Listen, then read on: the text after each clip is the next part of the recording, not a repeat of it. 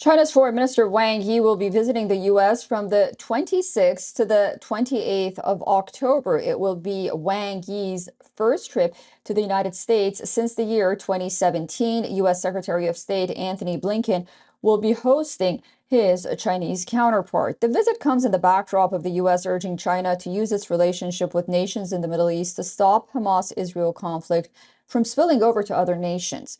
U.S. Secretary of State Antony Blinken spoke to his Chinese counterpart Wang Yi in the second week of October regarding the situation in the Gaza Strip. The move is also seen as U.S. acknowledgement of China's influence in the region. Meanwhile, according to Chinese state media, Wang Yi spoke to his Israeli counterpart Eli Cohen over the phone on Tuesday. He said China will do its utmost when it comes to contributing to Palestinian-Israel reconciliation. Wang Yi further told Eli Cohen that China will firmly support any resolution as long as it is conducive to peace. He termed the ongoing conflict as a major choice between war and peace. Wang Yi has declared that Israel's actions are beyond the scope of self-defense. He further said, and this is a quote, "All countries have the right to self-defense, but they should abide by international humanitarian law and protect the safety of civilians." Wang Yi also denounced Israel for going beyond self-defense and called for an end, quote, "to the collective punishment of the Gaza people."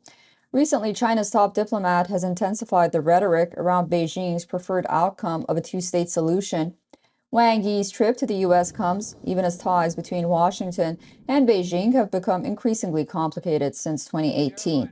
This trip is part of the ongoing effort by the two nations to repair the strained ties amid rising geopolitical criticism.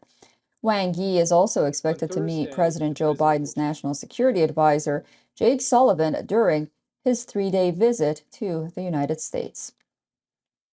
Wang Yi's trip takes place 3 weeks ahead of the Asia-Pacific Economic Cooperation Summit in San Francisco. Beijing is yet to confirm if Xi Jinping will attend the annual APEC summit. The outcome of Wang Yi's upcoming trip could set the tone for a potential meeting between President Biden and Xi Jinping next month.